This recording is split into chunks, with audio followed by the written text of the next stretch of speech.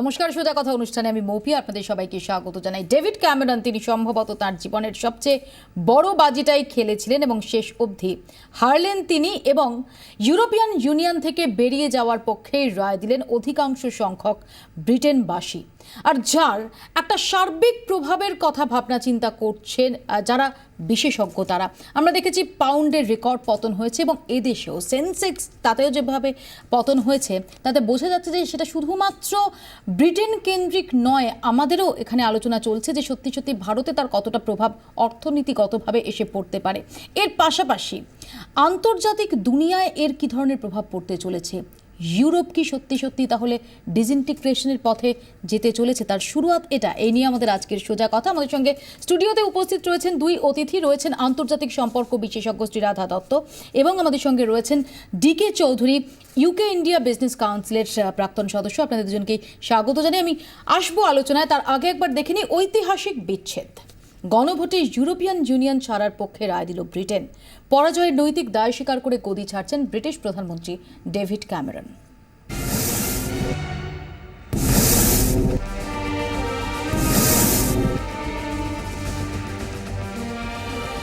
ইতিহাসের পুনরাবৃত্তি হলো না, মিলল না অধিকাংশ জনমত সমীক্ষার ফলও। 1975-এর গণভোটে ব্রিটেনবাসী ইউরোপিয়ান ইউনিয়নে থাকার পক্ষে মত দেন। এবার তারা বললেন আর ব্রেমেইন নয়, চাই বিচ্ছেদ, চাই ব্রেক্সিট। 4.5 কোটির বেশি ভোটারের মধ্যে 72% ভোটার গণভোটে অংশ নেন। 52% ভোটার ব্রেক্সিটের পক্ষে রায় দেন। 48% ভোটার জানান তারা ইউরোপিয়ান ইউনিয়নের মধ্যেই থাকতে চান। গত 2 দশকে ব্রিটেনের কোনো নির্বাচনেই এত বেশি ভোট পড়েনি। বৃষ্টি মাথায় নিয়েই লন্ডন বাদে গোটা ইংল্যান্ড ও ওয়েলসের বাসিন্দারা ইউনিয়ন ছাড়ার পক্ষে মত দেন। স্কটল্যান্ড এবং উত্তর আয়ারল্যান্ডের ভোটাররা জানান তারা ইউরোপিয়ান ইউনিয়নেই থাকতে চান। গণভোটের আগে প্রচার পর্বে কনজারভেটিভ পার্টির একাংশের মতের বিরুদ্ধে গিয়ে ইউরোপিয়ান ইউনিয়নে থাকার পক্ষে সওয়াল করেন ব্রিটিশ প্রধানমন্ত্রী ডেভিড ক্যামেরন। মানুষের রায় বিপক্ষে যাওয়ায় পরাজয়ের নৈতিক দায় স্বীকার করে ইস্তফা দেওয়ার কথা জানিয়েছেন তিনি। ভোটের ফল বেরোনোর পর ডাউনিং স্ট্রিটে স্ত্রী সামান্থাকে নিয়ে সাংবাদিকদের মুখোমুখি হন ব্রিটিশ প্রধানমন্ত্রী। জানান অক্টোবরে কনজারভেটিভ পার্টির সম্মেলনেই নতুন প্রধানমন্ত্রী বেছে নেওয়া হবে। I will do everything I can as Prime Minister to steady the ship over the coming weeks and months. But I do not think it would be right for me to try to be the captain that steers our country to its next destination. This is not a decision I've taken lightly, but I do believe it's in the national interest to have a period of stability and then the new leadership required.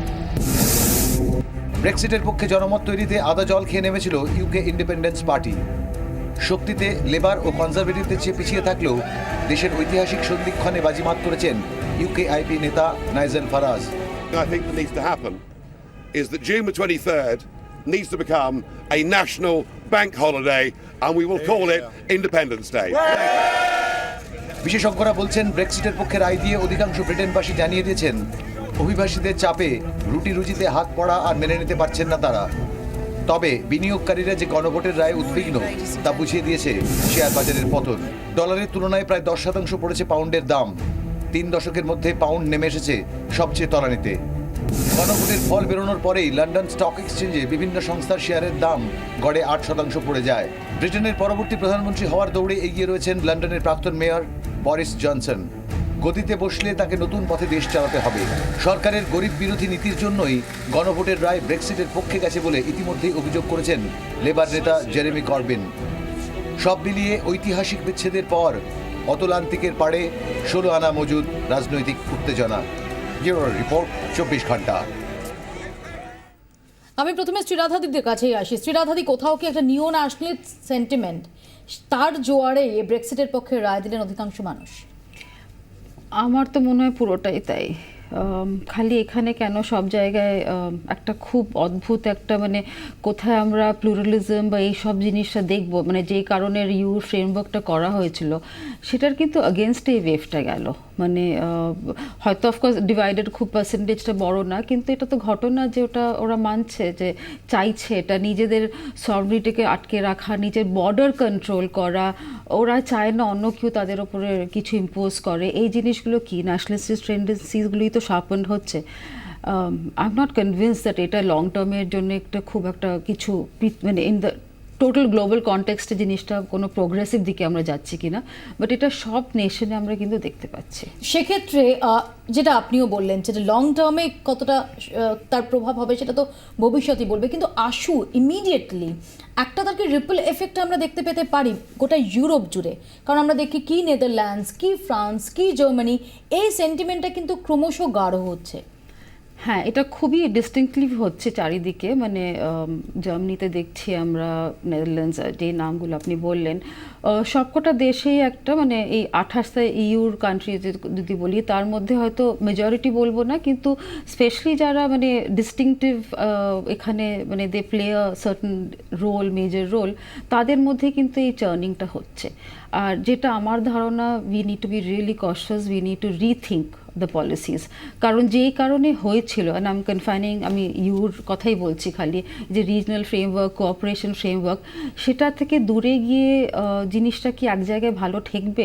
এখন আপাতত আমরা চেষ্টা করছি that অন্যদের ইম্পোজিশনে থাকবো না, নিজের সভেরেইনটি rules, নিজের সিকিউরিটি, নিজের ইন্টেলিজেন্স নিজের মধ্যে রাখবো, এটা আমার একটা বেনিফিট হয়। সার্টেন স্মল গোলস হিসাবে যদি ইকোনমিক গেইনস বলি, যেটা আমাদের ডিস্ট্রিবিউটিভ হয়ে যাচ্ছে না, নিজের মধ্যে রাখতে পারছি, সেটা বোধ হয় ইমিডিয়েট গেইনসে ইয়েস, যেই কারণে এটা এগিয়েছে দেশগুলো বা এগোচ্ছে, কিন্তু এটা this is going to have a ripple effect, and I am not so sure that is going to be a good ripple effect.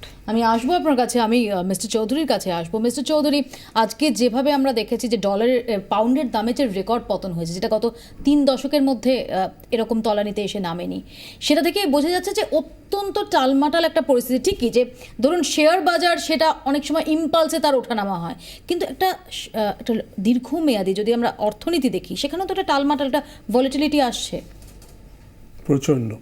In fact আমার মনে হয় এটা হয়েছে আরও কারণ হচ্ছে যে লাস্ট, ইনফ্যাক্ট কালকে রাত্রি অবধি আমি কালকে বাইরের থেকে ফিরলাম, রাত্রিবেলা ওয়াচ করছিলাম পুরো জিনিসটা, প্রায় জেগেছিলাম। কেউ এক্সপেক্ট করেনি, ইনফ্যাক্ট ইউরোপে কেউ এক্সপেক্ট করেনি যে ইউকে বেরিয়ে যাবে। অদ্ভুত ব্যাপার, বেটিং হচ্ছে চারপাশে, you know how develop the betting system is, put the money on the table, তারা পর্যন্ত they went totally wrong. I mean how has it possible? সুতরাং কেউ বুঝতে পারেনি যে ভেতরে যে ইন্ট্রিনসিক যে জিনিসগুলো আমার স্পিকার বললেন, যে যেগুলো বোঝা যাচ্ছে না সেগুলো বেরিয়ে আসছে। It is not about economics only, এটা উনি বললেন, a lot of political, social issues are coming into play which are very intrinsic, which I think people are not able to understand. Absolutely, Mr. Chowdhury, এখানে আমার জিজ্ঞাসা, যদি আমরা একদম আলাদাভাবে যদি ব্রিটেনকে দেখি, ব্রিটেনের অর্থনীতিকেও তো এই মুহূর্তে ঢেলে সাজাতে হবে। তার কারণ হচ্ছে যে এখন যে একজন ইনভেস্ট করবেন, আগে ইউরোপিয়ান ইউনিয়নের একটা গেটওয়ে হিসেবে দেখা হতো লন্ডনকে, কিন্তু এখন সেটা থেকে সম্পূর্ণ বেরিয়ে আসতে হচ্ছে। তো এবার তো তার যে নিজস্ব যে অর্থনীতিটা, সেটাকে একদম ঢেলে সাজাতে হবে, সেটা কতটা চ্যালেঞ্জিং? প্রচণ্ড। আমি ফিল করি যে ইউকের একটা আমব্রেলার মধ্যে থাকা 500 million people in EU, which makes it the largest population after India and China. আপনি যদি দেখেন, US is a smaller country in terms of population. এখানে free movement of goods, without tariffs, without taxes, people moving, এটা বিরাট advantage, that is going away. এবারে UK যে কোনো জিনিস কিছু করতে গেলে UK has to figure out tariffs, ওদের সঙ্গে প্রত্যেক ইউ কান্ট্রিজের সঙ্গে ওকে ফিগার আউট করতে হবে যে কত ট্যাক্স লাগবে, সব কিছু। মানে এক্ষেত্রে তো অন্য যে ইকোনমিক গ্রোথ সেন্টার হিসেবে অন্য, ধরা যাক আমি যদি বলি যে ধরুন আমস্টারডাম, যদি কেউ ইউরোপিয়ান ইউনিয়নের কথা মাথায় রেখে যদি কেউ ইনভেস্ট করেন, তিনি আমস্টারডামে ইনভেস্ট করবেন, তিনি নিশ্চয়ই লন্ডনে করতে চাইবেন না। ইনফ্যাক্ট আমি বলবো আমাদের এক্সপিরিয়েন্স থেকে, what ever little we have done, I used to run IIT company, আমাদের যখন আমরা এক্সপ্যান্ড করছিলাম, তখন আমরা ইউরোপে যখন ঢুকছি, তখন the first thing that came in to our mind is কোথায় অফিস করবো ইউরোপে। Obvious thing was, though London was more expensive compared to a lot of other cities, I remember I've done that exercise, Frankfurt, bolun apni, Paris. Well, Paris was of course more expensive than London, but there were a lot of other cities which were more expensive. But now London was chosen because London ঢোকার পর we are comfortable. First of all, we the same culture, same language, same background. ওখান থেকে we can really go into all the countries keeping our base in London. So that is going to go away for the Indian, so-called, at least the IT fraternity. I mean, IT background থেকে আসছি বলে আমি IT কথা বলছি. But all the other companies will face the same problem. So the Indians থেকে ওইটা একটা বিরাট issue হয়ে যাবে. Talking from the point of view of the Europeans, London কে এখন আর commercial capital of Europe বলা যাবে না. I know that people are considering Frankfurt, people are considering Amsterdam as the capital, financial capital. London থেকে there will be an outflow of a lot of money, which is going to be a serious issue with UK. আমি এখানে আসবো একটু শ্রীরাধাদির কাছে, যে যদি আমরা দেখি যে একদম ব্রিটেনের যে বিন্যাসটা, সেটার উপরেও তো প্রভাব পড়তে পারে। কারণ ইতিমধ্যে আমরা দেখেছি যে এর আগে স্কটল্যান্ডে যে রেফারেন্ডাম, যে গণভোটটা হয়েছিল যে তারা ব্রিটেনের মধ্যে থাকবেন কিনা, তাতে একদম অল্পের জন্য কান ঘেঁষে বেরিয়ে গিয়েছিল যে ব্রিটেনের মধ্যে থাকাটা। আবার যদি এক্ষেত্রে আমরা দেখি যে 32টা প্রভিন্স, প্রত্যেকটা প্রভিন্সেই মত গেছে ইউরোপিয়ান ইউনিয়ন অর্থাৎ ব্রেমেনের পক্ষে মত গেছে। তো এই জায়গায় দাঁড়িয়ে তো স্কটল্যান্ডেরও একটা খুব জোরালো সম্ভাবনা আছে যে পরবর্তীকালে যদি আবারও রেফারেন্ডাম হয় তার ফল কি হবে, নোবডি নোজ। হ্যাঁ, ওটা তো আছে। আমার মনে হয় সেই আশঙ্কাটাই ছিল যারা নর্দার্ন আয়ারল্যান্ড, হ্যাঁ, যে এইগুলো আসবে। কিন্তু আমার মনে হয় যে ভোটিংটা যারা করেছে না, মানে একদম গ্রাউন্ডে যারা আছে তারাই তো, each individual vote has counted here, তারা নিজের গণ্ডিটাই দেখছে। তারা যে লার্জার রামিফিকেশন হয় সেটা কিন্তু ভেবে উঠতে পারছে না, বিকজ ওদের ইমিডিয়েটলি জবের একটা ব্যাপার আছে, স্কলারশিপের একটা ব্যাপার আছে, ইমিডিয়েট স্টোরসে কী কী জিনিস পাচ্ছি আমরা কিনতে, সেইগুলো ইমিডিয়েটলি আমাদের এফেক্ট করছে। কিন্তু ওদের বোধহয় ওই ভাবনা চিন্তার জায়গাটাও নেই, and one doesn't expect it also. সেটাতে I think there is been much larger, the bigger picture is yet to unfold. এখনই আপাতত সেন্সেক্স হ্যান এইগুলো বিল স্টেবিলাইজ, সেটা is not the least of the worries I think. But larger in a social context, না educational, in a psychological context যেটা হবে, এই যে ছিল আমাদের কোনো গণ্ডি নেই, আমরা এখান থেকে এখানে বেরিয়ে যেতে পারি, that is a huge expanse in terms of what you bring to the table.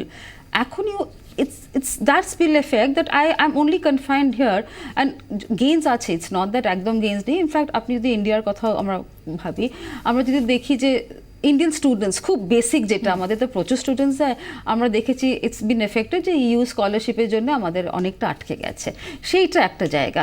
তারপর জবস, উই ফিল দ্যাট আমাদের জব ক্রিয়েশন সিচুয়েশনটা উইল বি বেটার, কিন্তু এটা খুব স্মল টার্ম।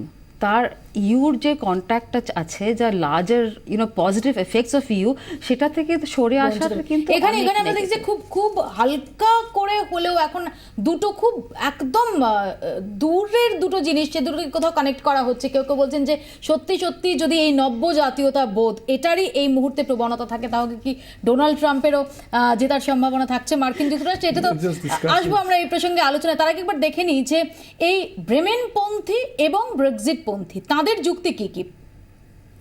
ব্রেমেনপন্থীরা তারা কি বলছেন? তারা বলছিলেন যে ইউরোপিয়ান ইউনিয়ন ছাড়লে ইউরোপে অবাধ বাণিজ্যের সুযোগ হারাবে দেশের অর্থনীতির। ইউরোপিয়ান ইউনিয়ন ছাড়লে সন্ত্রাসবাদ মোকাবিলায় ব্রিটেন একা হয়ে যাবে। এবং ব্রেমেনপন্থীদের এই যে যুক্তিগুলো, তার অন্যতম প্রবক্তা ডেভিড ক্যামেরন নিজেও কিন্তু, যদিও শেষ হাসি হাসতে পারলেন না ডেভিড ক্যামেরন, শেষ হাসি হাসলেন নাইজের নিজে। আমরা ব্রেক্সিট পন্থী যারা, তাদের যুক্তিটা একবার জানবো। ইউরোপিয়ান ইউনিয়নে থাকার শর্ত হিসেবে অভিবাসনের চাপ নিতে হচ্ছে, অন্যান্য দেশ থেকে আসা মানুষের ভিড়ে চাকরির বাজারে মার খাচ্ছেন ব্রিটিশরা।